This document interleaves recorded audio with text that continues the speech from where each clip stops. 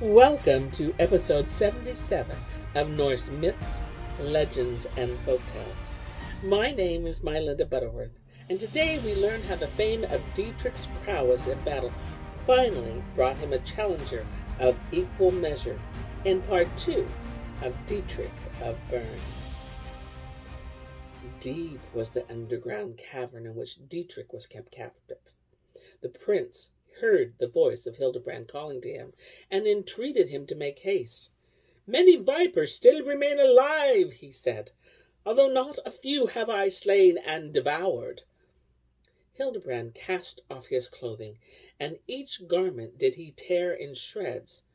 Then he made a rope which he lowered into the dark, snake-infested cavern, so that the prince might have release from his torture and unceasing conflict. Dietrich seized the rope, but when Hildebrand began to pull it up, it snapped asunder. 'Twas then that the dwarf Eggerich came nigh, rejoicing because Sigenot was slain. He speedily procured a rope ladder, and it was lowered to Dietrich, who was thus given escape from the dragon's cave and the hissing snakes that swarmed there. The prince embraced his rescuer, but Hildebrand did chide him much, because he had ventured forth in the forest alone. Then they took leave of the dwarf Eggerich, and returned together unto Bern. When the people came to know that the giant Sigenot was slain, they rejoiced greatly, and acclaimed Hildebrand and the fearless son of Dietmar. Now there was not in all the kingdom a young warrior who was Dietrich's equal. His fame went far and wide, and bold knights came riding to Bern, so that they might win his favor with challenge to feats of arms. Those who were mighty and of high birth did the prince choose to be his followers. In time he had thus command of many valorous knights. Among these were Vitiga and Heime, who had great fearness and daring, and were so gloomy and cruel of heart that in peace as in war they were dreaded and shunned. Men they smote, and women they hated and scorned. Many young warriors they slew in conflict. Churls were they both, and how they came to be honored by Dietrich must now be told. Heime came first unto Bern. Dwarfish was he in stature, but his heart was full of valor, and he had strength beyond his years. He feared not the prince, despite his mighty fame. Unto him did his sire Studas, who was a breeder of war steeds amidst the mountains, give a swift grey horse which was named Rispa, and the sword Blutgang. When he rode boldly into the courtyard of the castle at Bern, Heime challenged Dietrich to single combat. The prince was made angry thereat. Hastily did he put on his armor and the shining helmet Hildegrim. Then with his spear in one hand, and in the other his great red shield, on which was pictured a golden lion, he charged the bold and low-born stranger. Terrible was the shock. Heime's shield was pierced through, but Dietrich's horse stumbled, so that he came nigh to being thrown. Both their spears were broken in twain. Then did the young warriors, leaping to the ground, cast aside their spear shafts, and draw their shining swords. Fiercely did they combat one against the other. But Blutgang rang faintly against Noglering. Heime had skill and valor, but ere long his sword was cloven and shattered, so that he was placed at Dietrich's mercy. But the prince was drawn towards him by reason of his prowess, and slew him not. He honored in generous mood the surly stranger, and gave him place among his knight followers. Ere many days passed, another young warrior seeking adventure challenged the son of Dietmar to combat. His name was Vitiga, and he did hie from Denmark. The prince was moved with wrath against him, for he grew weary of the conflicts with each bold stranger who sought to put his skill and valor to test. But In the fierce Dane he met a knight who was more than his equal. Now Vitiga was the son of Weiland the wondersmith, a cunning and far-famed worker in iron. Skilful was the lad with bow and arrows, as was Egil his uncle. He scorned to work at the forge and desired to seek adventure so that he might win renown as a warrior. Of the fame of Dietrich he heard one day and resolved to challenge him to single combat. Weiland could not prevail upon him to remain at home, so he fashioned for Vitiga a suit of shining armor, a great helmet, dragon-mounted a spear of much strength, and a white shield on which was painted a hammer and tongs. Unto the lad he also gave a wonder sword of great sharpness, named Mimung, which he had aforetime forged by compulsion for a tyrant king. Vitiga then set out to journey towards Bern in the lands of Amulung.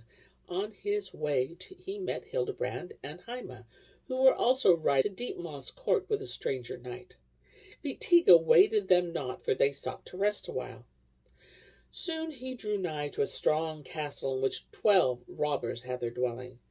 These, when they did behold the young knight, came towards them, spake one to another, saying, "His shining armor shall we take from him, and his right hand shall we cut off, and then send him homeward."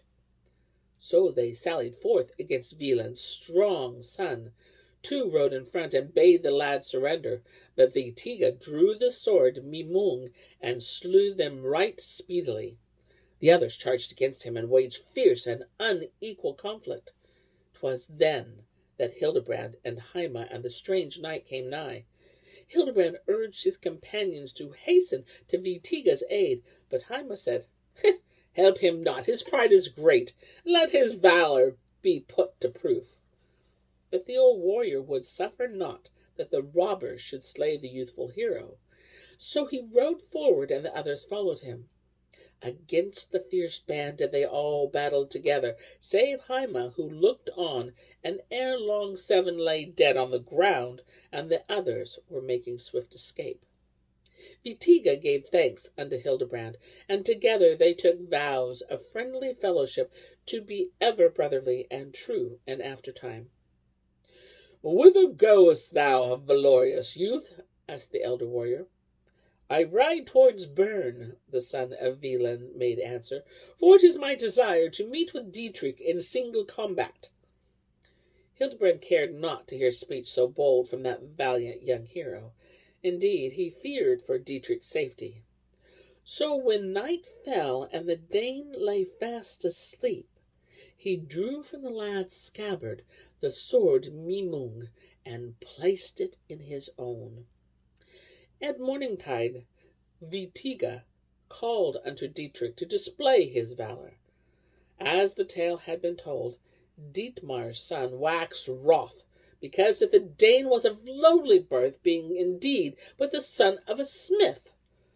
In vain did Hildebrand warn him of the youth's prowess and skill in arms. "This time is at hand," Dietrich said, "when peace must prevail in the kingdom. I shall allow no churlish stranger to challenge me to conflict. Heavily shall he pay for his boldness." "It may be," Hildebrand said, "that thou shalt not prevail against this valorous youth." "Him shall I have this day hanged outside the gates of Bern," answered the prince. "Ere thou art able to accomplish that," Hildebrand said, "thou hast a fierce battle to fight. I bid thee success, but not without fear." Never before did Dietrich meet a doughtier war man. Strong and rapid were the blows which Vitiga gave. He smote the prince heavily on the head, but the helmet Hildegrim resisted the edge of Hildebrand's sword, and the Dane cursed his sire Weiland because that his sword was of so little avail. "Had I but a sword worthy my strength, victory would speedily be mine." Dietrich pressed him hard. With both hands he grasped the sword Noglaring, and made daring onslaught with purpose to smite off the head of Weiland's son. But Hildebrand went between the warrior youth and called a truce. "Spare thou his life," he cried to Dietrich, "and thou shalt have still yet another brave knight amidst thy followers." "The dog shall die this day," the prince made angry retort. "Stand thou aside, so that his life may have end." The old knight was angry. He drew from his scabbard the sword which Weiland fashioned, and gave it unto Vitiga, saying, "Thine own sword, Mimung, I return unto thee. Now defend thyself as befits thy valor." Gladly thereat was the heart of Weiland's son. "Alas," he cried, "that I did curse my sire. Behold, O Dietrich, the sword Mimung. Now have I as great desire for battle as a thirsty man hath for drink and a hungry dog for its food." 'Twas then the sword sang loud. Mimung clove armor and shield as they were but cloth. The son of Weiland indeed struck mighty blows, and in time he wounded Dietrich. Indeed, 5 wounds did he give unto the prince, so that he was forced to call upon Hildebrand to put end to the fray. But the old warrior was wroth with Dietrich, and did heed him not. King Dietmar then called upon Weiland's son to cease fighting, and promised him great gifts and a noble bride. But Vitiga waxed in battle fury, and sought for naught else but the death of that arrogant prince. Blow after blow he gave, until at length he split asunder the helmet Hildegrim, so that Dietrich's golden hair appeared. Hildebrand desired not the prince's death. His wrath was melted when he perceived he was in peril, and he leaped forward and ended the fray. Then besought he Vitiga, because of the vows they had taken one with another, to swear fellowship with Dietrich and become his knight. As the old warrior desired him, so did Vitiga do. He sheathed his sword and took oath of service to the prince, and they became fast friends.